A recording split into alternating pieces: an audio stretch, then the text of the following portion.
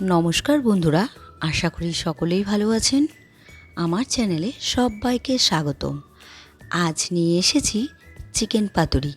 যারা নতুন স্বাদের চিকেন রেসিপি খুঁজছেন তাদের জন্য আজকের রেসিপি একদম পারফেক্ট। তাহলে আর দেরি না করে ঝটপট রেসিপিটি শুরু করি।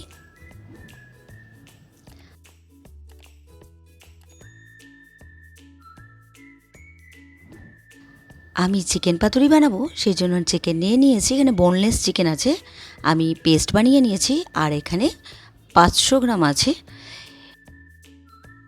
এবার কড়াই বসিয়ে দিয়েছি, কড়াইতে দিয়ে দিলাম সর্ষের তেল। প্রথমেই আমি বেরেস্তা বানিয়ে নেব। তার জন্য আমি 3টে মাঝারি সাইজের পেঁয়াজ কেটে নিয়েছি, ঝিরি করে কুচি করে নিয়েছি। এবার পেঁয়াজটা আমি অনবরত নাড়াচাড়া করে বেরেস্তা বানিয়ে নেব। বেরেস্তা বানানোর সময় অনবরত কিন্তু নাড়াচাড়া করে যেতে হবে। দেখুন সুন্দরভাবে বেরেস্তা বানিয়ে নেওয়া হয়ে গিয়েছে, আমি নামিয়ে নিয়েছি। এবার চিকেনটা যে আমি পেস্ট বানিয়ে নিয়েছি একটি বোলের মধ্যে শিফট করে নিয়েছি। এবার এর মধ্যে দিয়ে দিলাম কাঁচা লঙ্কা কুচি, গ্রেট করা আদা,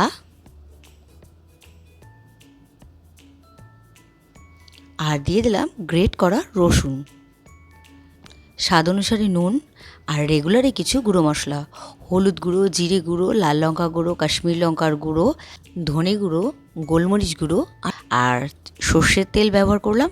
আর বেরেস্তা যে বানিয়ে রেখেছি সেটা দিয়ে ভালো করে মেখে নিলাম। মেখে নেওয়া হয়ে গিয়েছে।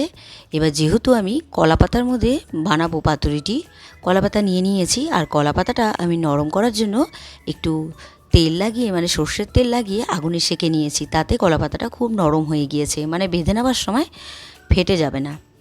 এবার অল্প পরিমাণে কলা পাতার মধ্যে আমি চিকেনটা দিয়ে দিলাম, আর একটি কাঁচা লঙ্কা, সর্ষের তেল দিয়ে এবার কলা পাতাটা ভালো করে একটু র্যাপ করে নিচ্ছি। এবার সুতো দিয়ে ভালো করে বেঁধে দেব। ভালো করে ফোল্ড করে নিয়ে তারপর সুতো দিয়ে আমি বেঁধে দিলাম। আশা করি বুঝতে পেরেছেন আমি কিভাবে ফোল্ড করলাম আর বেঁধে দিলাম। সবগুলো পাতা আমি রেডি করে নিয়েছি এইভাবেই চিকেন দিয়ে।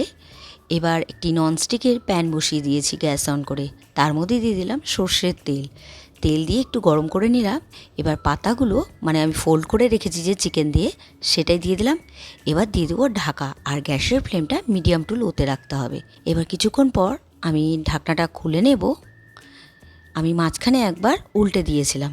দেখুন পাতার মধ্যে সুন্দর কালার চলে এসছে, একটু পোড়া পোড়া ভাব আসবে।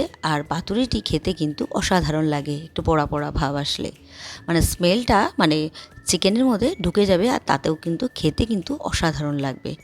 দেখুন আমি আবার এক পাশটা উল্টে দিলাম। রেসিপিটি হয়ে এসছে, এবার নামিয়ে নেব। এবার আমি ঢেকে দিব। ঠান্ডা হয়ে গেলে আমি সার্ভ করে দেখাচ্ছি। ঠান্ডা হয়ে গিয়েছে, আমি একটা পাতা আপনাদেরকে খুলে দেখাচ্ছি। চিকেনে যারা একটু নতুনত্ব কিছু খুঁজছেন তারা কিন্তু এই রেসিপিটি ট্রাই করতে পারেন। আজকের রেসিপিটি আপনাদের কেমন লেগেছে অবশ্যই কমেন্ট করে জানাবেন। রেসিপিটি যদি আপনাদের ভালো লেগে থাকে তাহলে ট্রাই করার অনুরোধ রইল। আর ভিডিওটি ভালো লাগলে like, comment, share and subscribe করতে ভুলবেন না। বাই।